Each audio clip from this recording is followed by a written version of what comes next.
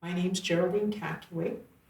I live in Kenora, and I am a former board member of the Lake of the Woods Museum.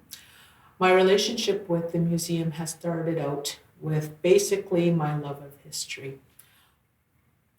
I guess from a historical perspective, it's sometimes easy for people to forget that we are here today, that we as Aboriginal and First Nations people, that we are here today. We aren't necessarily um, stuck in the what the media may consider has tended to portray us as people of the days of the Wild West in the John Wayne movies.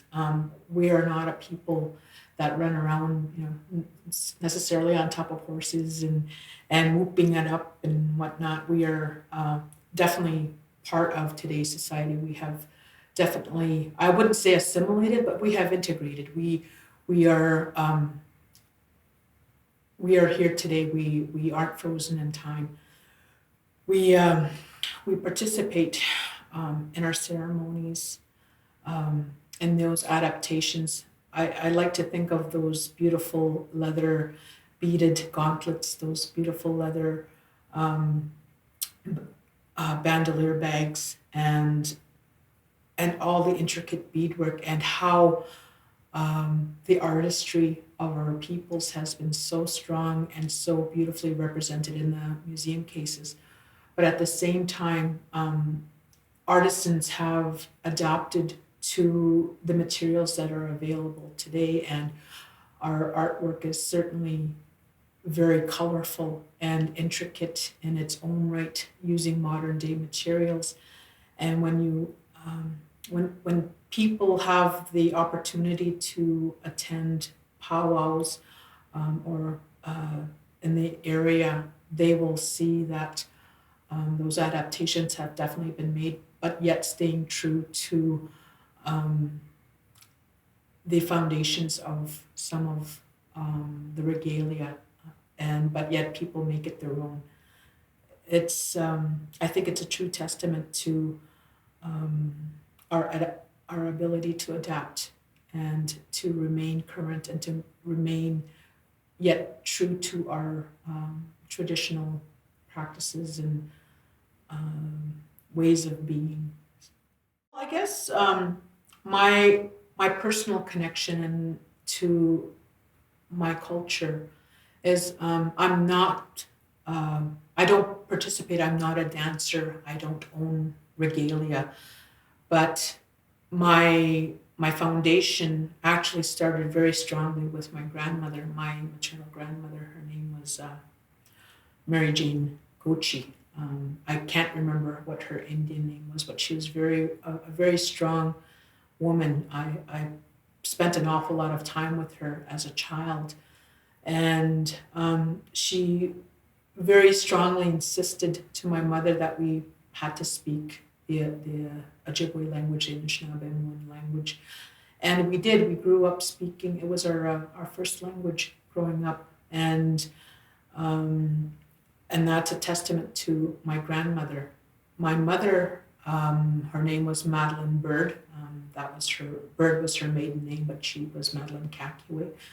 She lived. We lived in Whitefish Bay, which is about south of Kenora. Grew up on and off reserve.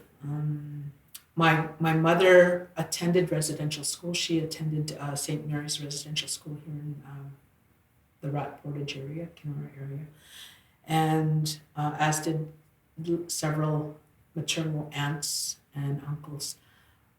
It was I guess, a testament to their personal survival that they were all fluent. They maintained their language. They maintained that part that was so strongly rejected and discouraged at residential school. And I think it's a testament to their internal strength and fortitude that they managed to maintain their language. I guess growing up in Whitefish Bay, I was born in 62. I was born in 1962.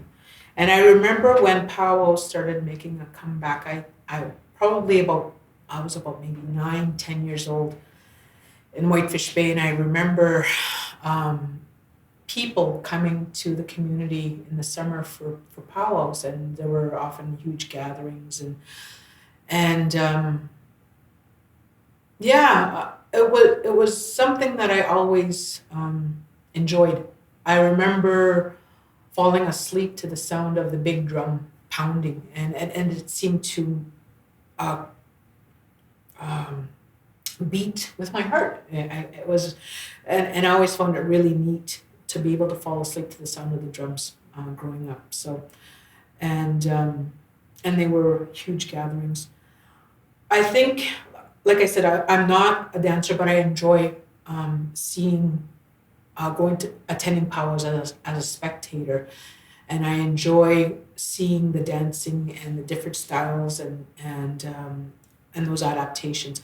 And I think there's a resurgence. There has been always a revival and a resurgence in our the cultural traditions, I guess, and how much stronger it is. There's a great deal of pride in being able to participate in dances and various ceremonies. And I guess as I'm getting older, being able to, um, I guess, see more of those things, those celebrations going on. And there's